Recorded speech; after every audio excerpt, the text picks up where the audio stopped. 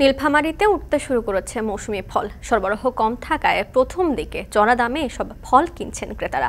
আর জানাতে নীলফামারী ফল বাজার থেকে যুক্ত হচ্ছেন সহকর্মী আমিরুল বাপ্পি। বাপ্পি, বাজারে গ্রীষ্মকালীন ফলের দরদাম ও সরবরাহ কেমন জানতে চাই, একই সঙ্গে জানতে চাই বিদেশি ফলের দামে কোনো প্রভাব পড়ছে কিনা।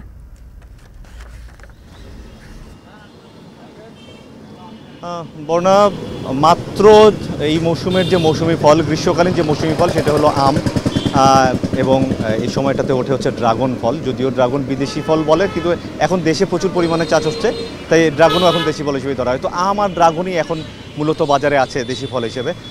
তো এই ফলগুলোর দাম এখনও পর্যন্ত একটু চড়ার দিকেই আছে। আমের দাম 150 টাকা কেজিতে বিক্রি হচ্ছে, ড্রাগন বিক্রি হচ্ছে 400 টাকার। কারণ হচ্ছে যে এখনও সেভাবে সরবরাহটা ঠিক হয়নি। এখন পর্যন্ত আম যেগুলো আছে সেগুলো সাতক্ষীরার এবং দক্ষিণাঞ্চলে যেসব আম হয় সেগুলো থেকে আছে।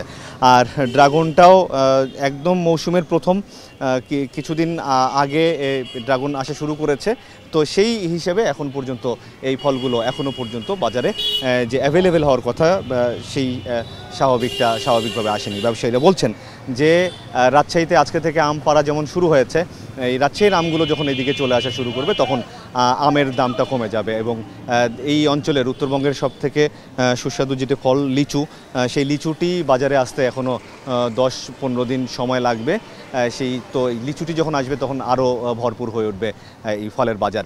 আর এর ফলে যেটি হয়ে থাকে যে এই সময়টাতে এর বিদেশি ফলের দাম কমার কথা, কিন্তু সেই ফলের দাম এখনও পর্যন্ত কমেনি। তো ব্যবসায়ীরা আশা করছেন যে সপ্তাহ দুয়েকের মধ্যে ফলের দাম হাতে নাগালে।